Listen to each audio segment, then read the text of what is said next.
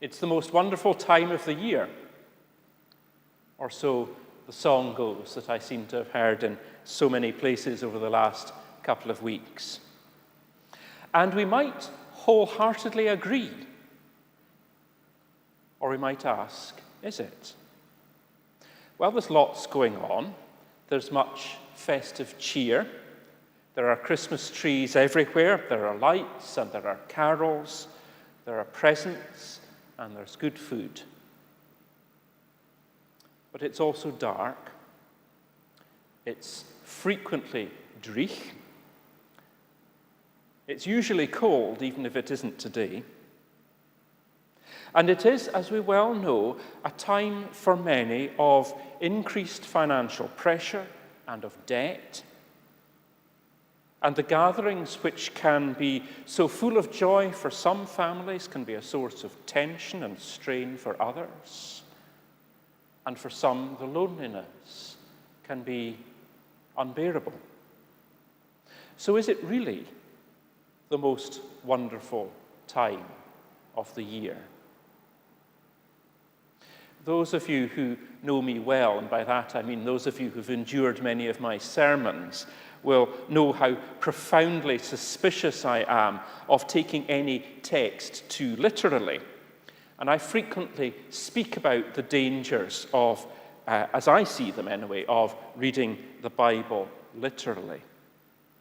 But just for once, I'm going to take a text literally. Not all of it, mind you, but just that line.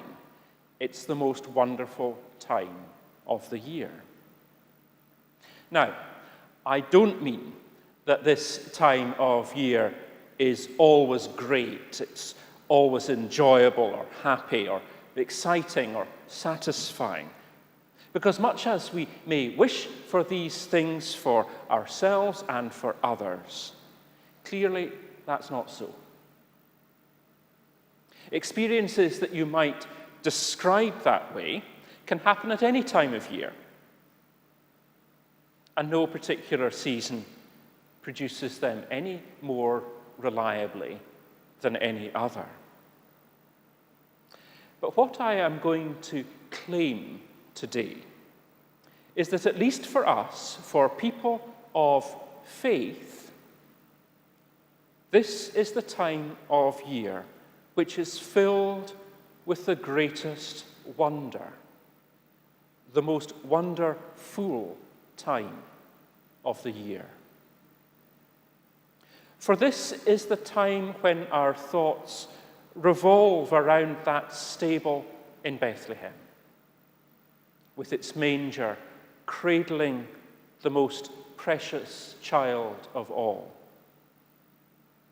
This is the time when we read again these stories of which we never tire, which tell us of Christ's birth, of his mother Mary, of the angels filling the sky with light and with song, of shepherds hurrying to see the child, of the Magi traveling far, guided by a star. What does it all mean? Well, here in St Nicholas Buccleuch, we're used to looking closely at every Bible reading that we hear in church, uncovering its context, discovering why the authors of these sacred words wrote what they did, finding out the deeper meanings which are, I think, so often obscured by a literal reading. But I'm afraid if that kind of deep exploration of Scripture is what you've come for today, I'm not going to do it. I'm sorry about that.